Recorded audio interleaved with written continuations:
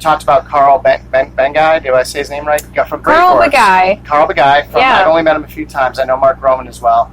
And I think that's how I first found out about your music and your band when they used to have that playlist. Way back, they used to have the CD that came in the old school magazine. Right. And that went away, which was so cool. That's how I found a lot of new bands. But then you guys came on the playlist. I'm like, who the heck is this band, Kobra and the Lotus, right? Yeah. I heard your voice. I heard the music, like old school metal roots. So, yeah, I was into you all from back then. And I know your new album, it's called Evolution, right? Yeah. So one of my questions is, as you look back now, 8, 9 years, almost 10 years almost since you started this band, how has this evolved? Like, how has the evolution been in your mind from, when you started to what it's going to be now? Because there's only 2 songs out so far, right? So, yeah, we haven't heard the rest yet, but tell us about that. Well, I mean, I think that if people heard Out of the Pit, which is our very first record, you can hear that it's metal and rock right from the very get-go. Mm-hmm. So the fact that we're bringing more hard rock to the surface, but we're keeping it heavy, Marcus Lee, everybody. I think it's very authentic to us, actually. I mean, I would say as we've gone along, we've just honed into finding more of an identity that people can identify us as, like a sound for Kobra and the Lotus.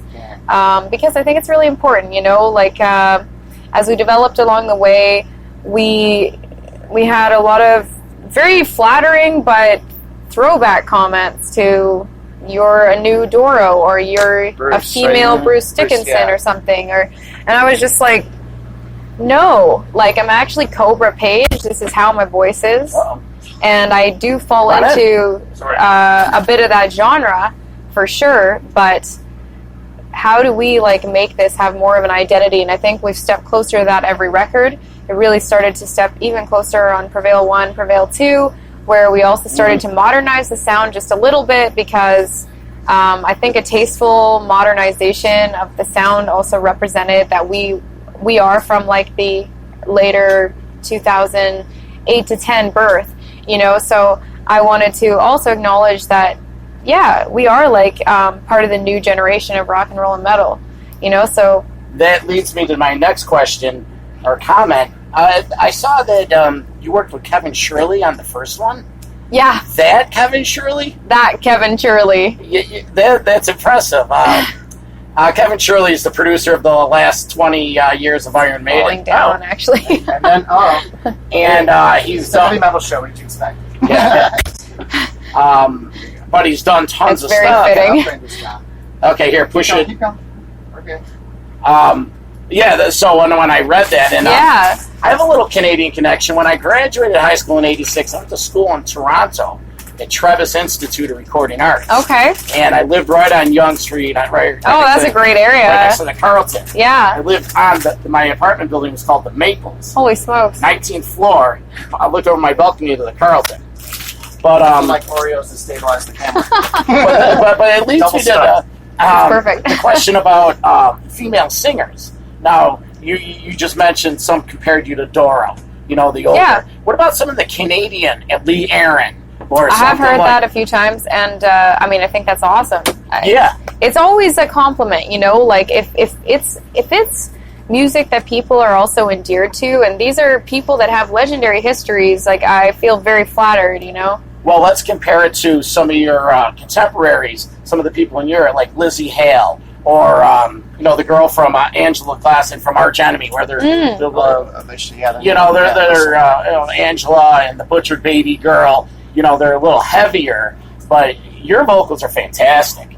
I mean, I walked in there. I've been a fan for a week and a half. Mark hyped me, and I had a chance to sit down with Marcus at the bar, and we had a little conversation. And I honestly walked away from that show. You guys were having fun, and I had fun. Awesome. You have a fan in me. That's what we hope for. And you especially on there, fantastic singer. And in my research, I read the story that you saw Rob Halford singing Painkiller. And you're just yeah, that's what I'm doing. It was actually, it was the moment where I discovered there was a place for my voice specifically that totally didn't have to be classical, because I hadn't actually been exposed to a lot of metal yet. I really got into punk rock. That was my first alternative dip, was into punk rock. And then my dad actually took me to see Judas Priest on the Painkiller tour, and I was just like, man, that vibrato, that tone, that range, I was like, I can do something else with this voice that I have, and it doesn't have to be opera. Yes, because not that I don't appreciate classical music still, and also operatic vocals, because that is really tough to do. But security dog. Yes. Well, besides enjoying your performance, it just wasn't my heart and soul wasn't in it. Security dog. Oh, security I was dog. very impressed with your band. And thank you. I noticed that they're sort of scattered across the country. He's fine. Yeah. Marcus is from Chicago. The guitarist Jarlos is. Yasho. Yeah. Show. Jarlos. What about this gentleman? What's your name, sir? Ronnie. Yes, sir. He's got to put your head in the camera. What's up, Ronnie? This is Automatic and Mark from Metal Mayhem. Nice to meet you, man. Good show, man. Awesome. Yeah, enjoyed the show. It looks like you and the bass player are having some fun up there too. Yeah. How long have you been in the band? For a little over a year. Okay. Yeah. You're the new guy. And then we locked in a new record with him pretty quickly. It's pretty awesome. He's all over it. So. Well, good job. And Thursday night here, we enjoyed it. Thank you so much. Well, you mentioned female artists, and I guess I was going to ask you this question because you get very personal in your music. Yeah. And on social media, and I know sometimes you even struggle with that social media platform in general. I was going to ask you about did you have a relationship with Jill Janis? Did you know Jill from Huntress? I actually didn't, and I never met her. But you have talked about that before, though, correct? No. Oh, you have not? I actually really didn't know her. I knew of her. Yeah. And it's very tragic, what happened. I feel very sorry for her family and her friends. And of course, I feel bad for anyone that's struggling that way, because there are so many people that we don't know about that are going through that. We only really hear about well-known people. Right. And this is a commonality. This is a thing that happens. Parents off themselves and leave their children. Kids kill themselves. So yeah, it's very sad. And you've used your platform, though, to talk about those issues and social media and how you can hide some of the things that people are struggling with or going through, right? I mean... Yeah. Even yourself, and at different times you're like, hey, this touring life and recording life, is that always... It's tough, right? It's tough to balance it all the time. It's very tough.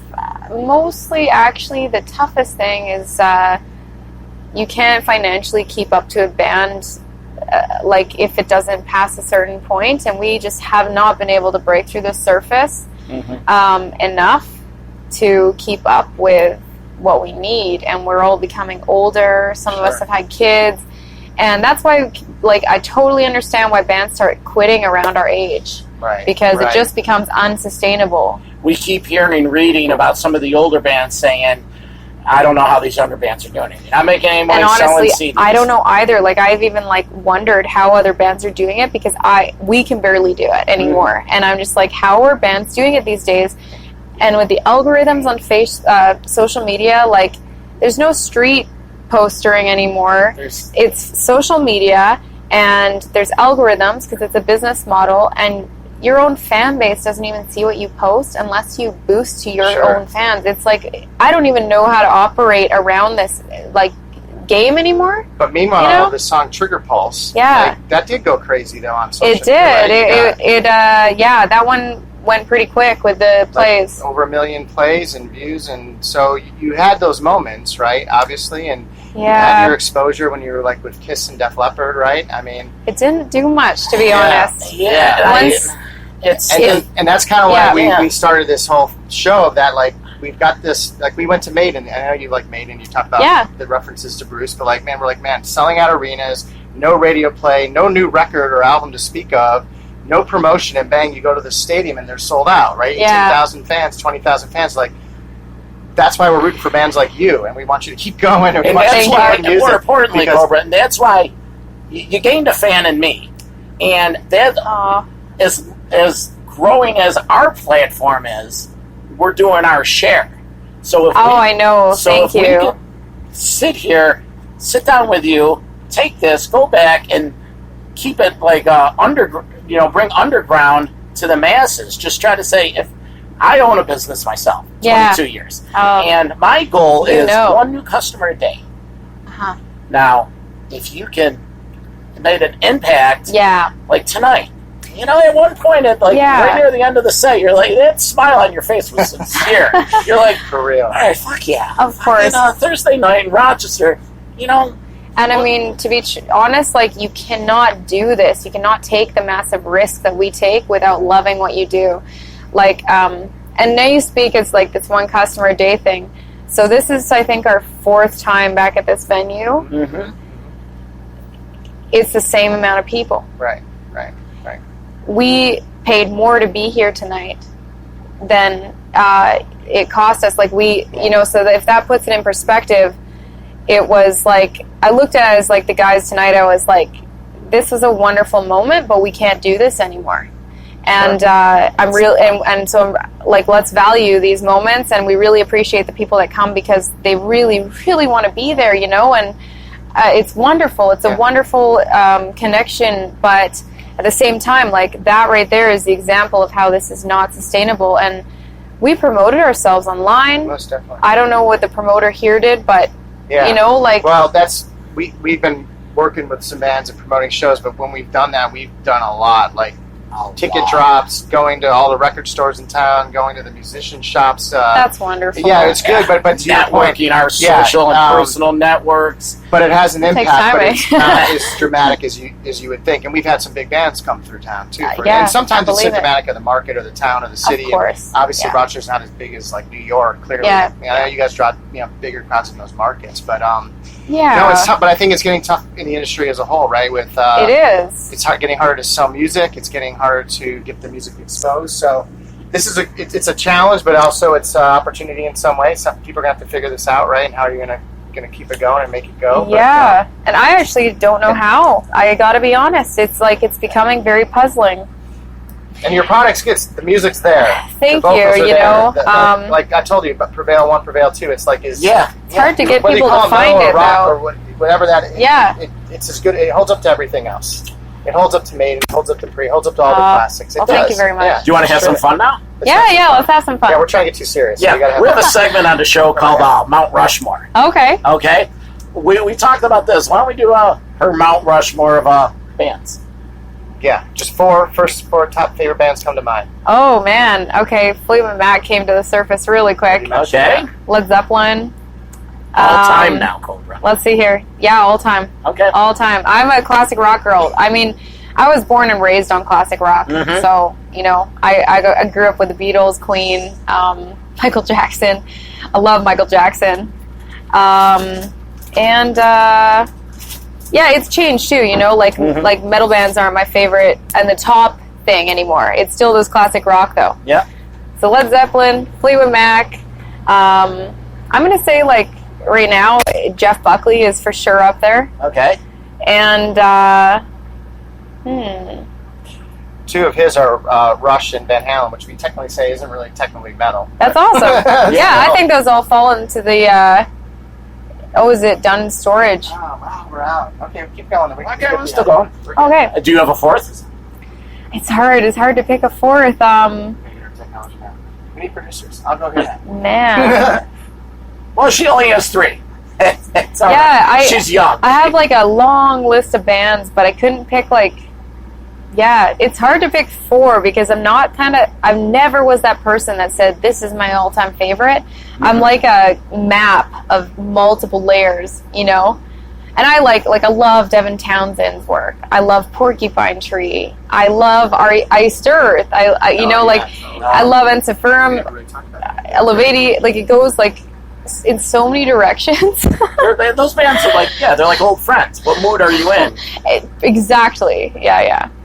So a fire or ice one, which is either or, Maiden or Priest. Ooh. That's a hard one. I'm going to say Priest, actually. Wow. Okay. Yeah. Rock and Roll Confession. We go back and forth. Okay. You.